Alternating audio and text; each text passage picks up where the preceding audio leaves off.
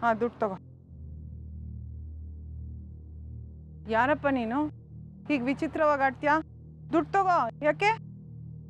ಎಲ್ಲಿ ಮುಖ ತೋರಿಸು.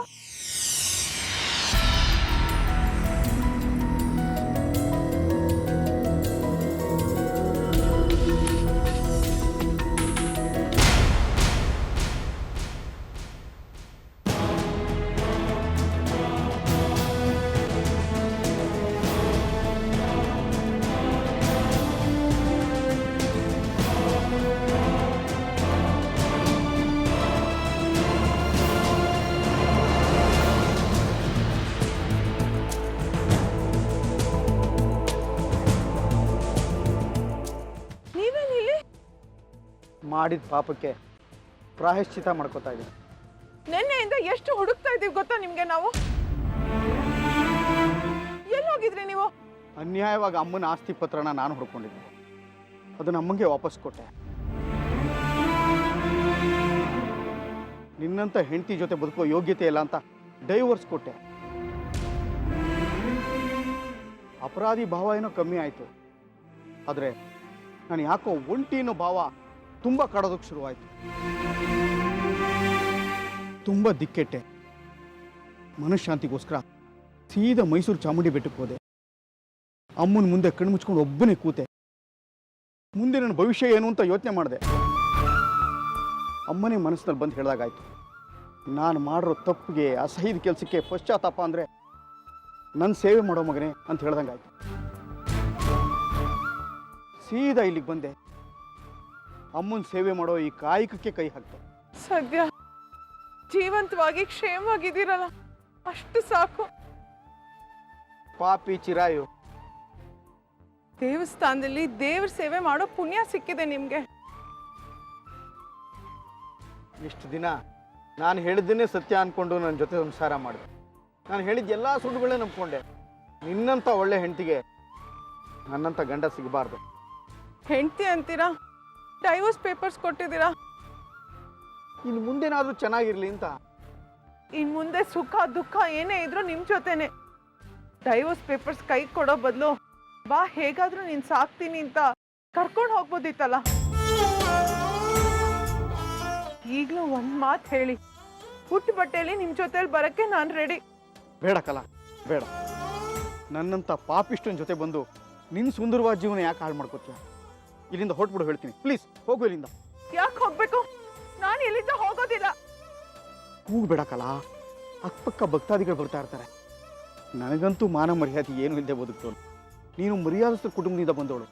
ನನ್ನ ಮಾತು ಕೇಳು, ಇಲ್ಲಿಂದ ಹೊರಟ್ಬಿಡು ಪ್ಲೀಸ್. ಬಜಾರಿ ಅನ್ಕೋತಾರ? ಯಾರು ಬೇಕಾದ್ರೆ ಅನ್ಕೊಳ್ಳಿ, ನಾನು ನನ್ನ ಗಂಡನ ಜೊತೆ ಮಾತಾಡ್ತಿರೋದು. ಕಲಾ, ಈಗ ನನಗೆ ನಿನಗೆ ಯಾವ ಸಂಬಂಧವೂ ಇಲ್ಲ. ನಾನು ನಿನಗೆ ಡೈವೋರ್ಸ್ ಪೇಪರ್ ಈಗಾಗಲೇ ಕೊಟ್ಟಿದ್ದೀನಿ. ಆ ಡೈವೋರ್ಸ್ ಪೇಪರ್ಸ್ನ ನಾ ಹರಿದು ಬಿಸಾಕಾಯ್ತು.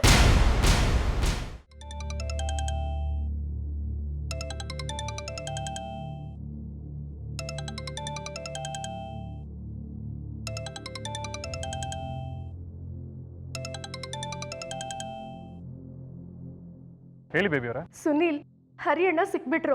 ಎಲ್ಲಿ? ದೇವಸ್ಥಾನದ ಹತ್ರ ತೆಂಗಿನಕಾಯಿ ಮಾರ್ತಾ ಇದ್ರಂತೆ. ತೆಂಗಿನಕಾಯಿ ವ್ಯಾಪಾರನ? ಜಾನ್ವಿ ಮತ್ತೆ ಕಲಾ ಅತ್ಗೆ ದೇವಸ್ಥಾನಕ್ಕೆ ಹೋದಾಗ ನೋಡಿದ್ರಂತೆ. ಅದಕ್ಕೆ ಅಮ್ಮ ಅವ್ರನ್ನ ಕರ್ಕೊಂಡು ಬರಕ್ಕೆ ಹೋಗ್ತಿದ್ದಾರೆ. ಬಟ್ ಅವರು ಮನೆಗೆ ಬರ್ತಾರೆ ಅಂತ ನಂಗೆ ಯಾಕೋ ಡೌಟು. ನಿಮ್ಗೆ ಯಾಕೆ ಆ ಡೌಟು? ಅಷ್ಟು ಶ್ರೀಮಂತಿಕೆಯಲ್ಲಿ ಬೆಳೆದಿರೋರು, ಅಷ್ಟು ದೊಡ್ಡ ಕಂಪ್ನಿ ನಡೆಸಿರೋರು, ಇವತ್ತು ದೇವಸ್ಥಾನದ ಮುಂದೆ ಕಾಯಿ ಮಾರ್ತಾ ಇದ್ದಾರೆ ಅಂದರೆ ಸ್ವಾಭಿಮಾನದಿಂದ ಬದುಕಬೇಕು ಅನ್ನೋ ಛಲ ಬಂದಿರುತ್ತೆ ಅವರಲ್ಲಿ. ಜೊತೆಗೆ ನಿಮಗೆಲ್ಲ ಅಷ್ಟು ತೊಂದರೆ ಕೊಟ್ಟಿದ್ದಾರಲ್ಲ, ಆ ಪಶ್ಚಾತ್ತಾಪ ಖಂಡಿತ ಅವ್ರಿಗಿರುತ್ತೆ. ನಿಮ್ಗೆ ಯಾರಿಗೂ ಮುಖ ತೋರ್ಸೋಕ್ಕಾಗದೆ ಅಲ್ಲಿ ದೇವಸ್ಥಾನದ ಹತ್ರ ಕಾಯಿ ಮಾರೋ ಕೆಲಸ ಮಾಡ್ತಾ ಇದ್ದಾರೆ ಅವರು. ಇರ್ಬೋದು ಸುನೀಲ್, ಆದರೆ ಅಮ್ಮ ಹೋಗಿ ಕರೆದ್ರೆ ಅಣ್ಣ ಖಂಡಿತ ಮನೆಗೆ ವಾಪಸ್ ಬಂದೇ ಬರ್ತಾನೆ. ಜಾನ್ವಿ ಕರೆದ್ಲಂತ? ಜಾನ್ವಿನೂ ತುಂಬ ಒತ್ತಾಯ ಮಾಡಿದ್ಲಂತೆ. ಅವ್ರು ಬರೋದಕ್ಕೆ ಒಪ್ಕೊಳ್ಳಿಲ್ಲ, ಅದಕ್ಕೆ ಅಮ್ಮ ಹೋಗಿದ್ದಾರೆ ಈಗ. ಅಲ್ಲ, ಜಾನ್ವಿ ಕರೆದ್ರೇ ಬರದೇ ಇರೋರು ಇನ್ನು ಅಮ್ಮ ಕರೆದ್ರೆ ಬರ್ತಾರೆ ಅಂತೀರಾ? ಮೊದಲೇ ಅವ್ರ ಅಮ್ಮನ ಮೇಲೆ ಅವ್ರಿಗೆ ಕೋಪ ಜಾಸ್ತಿ. ಅಲ್ಲ, ಬರಲ್ಲ ಅಂತ ನಾನು ಹೇಳ್ತಾ ಇಲ್ಲ, ಸಾಧ್ಯತೆಗಳು ಹೇಳ್ತಾ ಇದ್ದೀನಿ ಅಷ್ಟೇ. ಅವ್ರ ಮನೆಗೆ ಬಂದರೆ ಎಲ್ಲರಿಗೂ ಸಂತೋಷನೇ ಅಲ್ವಾ? ಸರಿ, ಅಮ್ಮ ಮನೆಗೆ ಬಂದ ತಕ್ಷಣ ನಿಮ್ಗೆ ಫೋನ್ ಮಾಡ್ತೀನಿ. ಸರಿ, ಬಾಯ್. ಬಾಯ್.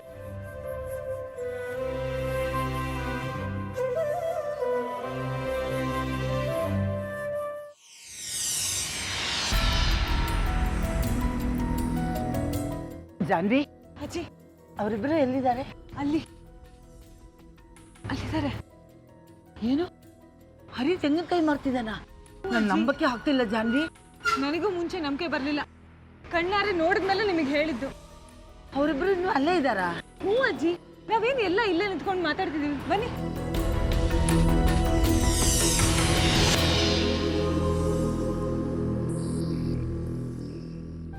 ನೀನು ಈ ಕೆಲಸ ಎಲ್ಲ ಮಾಡಕ್ಕೆ ಹೋಗ್ಬೇಡಕ್ಕಲ್ಲ. ನೀನು ಬರೀ ದುಡ್ಡಿಸ್ಕೊ. ನೀನು ನನ್ನ ಅಂಗಡಿ ಯಜಮಾನಿ.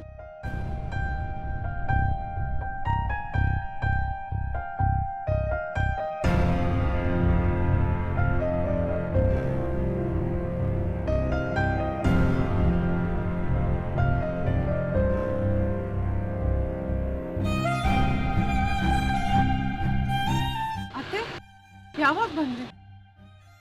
ನಿನ್ ಗಂಡ ನಿನ್ ಬಗ್ಗೆ ಕಾಳಜಿ ತೋರಿಸ್ತಿದ್ನಲ್ಲ, ಆಗ ಬಂದೆ. ಅಲ್ಲ ಹರಿ, ನೀನ್ ಸ್ವಲ್ಪ ಮುಂಚೆನೆ ನೀನ್ ಹೆಂಡತಿ ಬಗ್ಗೆ ಇಷ್ಟೆಲ್ಲ ಪ್ರೀತಿ ತೋರಿಸ್ತಿದ್ರೆ ಇದೆಲ್ಲ ಮಾರೋ ತರ ಪರಿಸ್ಥಿತಿ ನಿಂಗೆ ಬರ್ತಿತ್ತಾ? ಕೆಟ್ಟ ಮೇಲೆ ಬುದ್ಧಿ ಬಂತು ಅಂತಾರಲ್ಲ ಹಾಗೆ. ಈಗೇನಾಯ್ತಮ್ಮ, ಇದು ಒಂದು ಕೆಲಸ ತಾನೇ. ದೇವ್ರ ಸೇವೆ, ಕಷ್ಟಪಟ್ಟು ಇದರಲ್ಲೇ ಮುಂದೆ ಬರ್ತೀನಿ. ಇದೇ ಥರ ಕೆಲಸ ಮಾಡಿಕೊಂಡು ದೊಡ್ಡ ಅಂಗಡಿ ಇಡ್ತೀನಿ. ಅಮ್ಮ, ನಿಮ್ಮನ್ನ ಯಾಮಾರಿಸಿ ನಿಮ್ಮ ಕಂಪ್ನಿ ಮನೆ ಆಸ್ತಿ ಎಲ್ಲ ಹೊಡ್ಕೊಂಡಿದ್ದಲ್ಲ, ಆಗ ನಾನು ಸ್ವಲ್ಪ ಸಾರಿನ ಪುಡಿ ಮಾಡೋದನ್ನ ಕಲ್ತಿದ್ದೆ.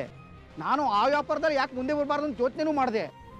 ಆದರೆ ನನ್ನ ಕಂಪ್ನಿಗೆ ನಾನೇ ಟಾಂಗ್ ಕೊಟ್ಟಂಗಾಗುತ್ತೆ, ಬೇಡ ಅಂತ ಈ ವ್ಯಾಪಾರ ಶುರು ಮಾಡಿಕೊಂಡೆ. ಇದು ಒಳ್ಳೇದು ಅನ್ಸಿದೆಯಮ್ಮ.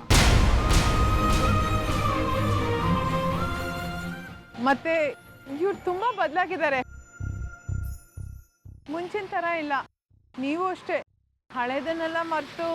ಓ ಸಾರಿ, ನಿಮ್ಗೆ ಇವ್ರ ಮೇಲೆ ಇನ್ನೂ ಕೋಪ ಇದೆ ಅಲ್ವಾ? ಇತ್ತು, ಸ್ವಲ್ಪ ಜಾಸ್ತಿನೇ ಇತ್ತು. ಆದ್ರೆ ತನ್ನ ಹೆಸರಲ್ಲಿರೋ ಆಸ್ತಿನೆಲ್ಲ ಜಾನ್ವಿ ಮಗು ಹೆಸರಿಗೆ ಬರ್ಕೊಟ್ಟಿದ್ನಲ್ಲ, ಆವಾಗ ನನ್ನ ಕೋಪ ಎಲ್ಲ ಹೊಟ್ಟೋಯ್ತು. ಹರಿ ಬಾರೋ, ನನಗೂ ವಯಸ್ಸಾಯ್ತು, ನಿನ್ ತಾಯಿ ಜೊತೆಗಿರು.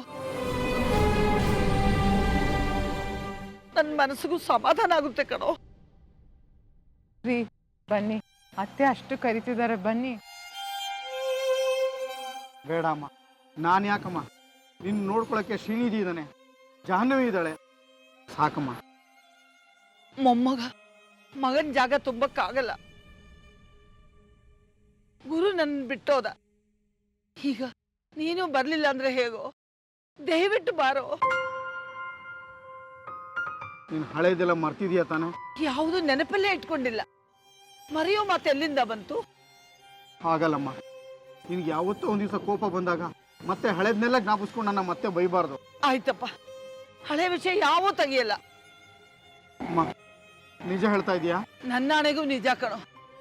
ಇದುವರೆಗೆ ಈ ತಾಯಿನ ನೀನು ಗೋಳಿಕೊಂಡಿದ್ ಸಾಕು. ಮನೆಗೆ ಬಾರೋ, ಕೈ ಮುಗಿದು ಕೇಳ್ಕೊತಾ ಇದ್ದೀನಿ. ಅಯ್ಯೋ, ಕೈ ಮುಗಿಬೇಡಮ್ಮ. ನಿನ್ನ ಮಾತಿಗಿಂತ ದೊಡ್ಡದೇನಿದೆಯಮ್ಮ. ನೀನು ಹೇಳ್ದಂಗೆ ಕೇಳ್ತೀನಮ್ಮ.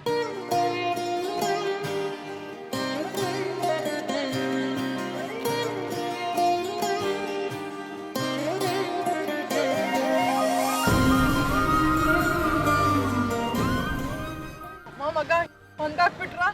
ಇನ್ ನಾನು ಹೊರಗ್ ನೋಡು. ನಿನ್ ಹಾಗೆ ಅನಿಸುತ್ತಾಕಲ್ಲ? ನಂಬಕ್ಕಾಗಲ್ಲ ಅಮ್ಮ ಮಗನ್ನ. ಹೌದಾ ಕಲ? ತಮಾಷೆ ಮಾಡ್ತಿದ್ದಾರೆ. ಗುರು ಅಣ್ಣ ಕಾಲ್ ಮಾಡಿ ಮಾಲ್ಕಿ ಅತ್ತಿ ಜೊತೆ ಮಾತಾಡಿದ್ರಂತೆ. ಹೌದಾ? ನಾನು ಮಾಡಿ ತುಂಬಾ ದೊಡ್ಡ ತಪ್ಪು, ನನ್ನ ಕ್ಷಮಿಸ್ಬಿಡು ಅಂತ ಅತ್ತಿಗೆ ಹತ್ರ ಹತ್ಕೊಂಡು ಕೇಳಿದ್ರಂತೆ. ಅಷ್ಟಾದ್ರೆ ಸಾಕು ಬೇಬಿ. ಇನ್ಮೇಲಾದ್ರೂ ಅವರು ಸಂತೋಷವಾಗಿರ್ಬೇಕು.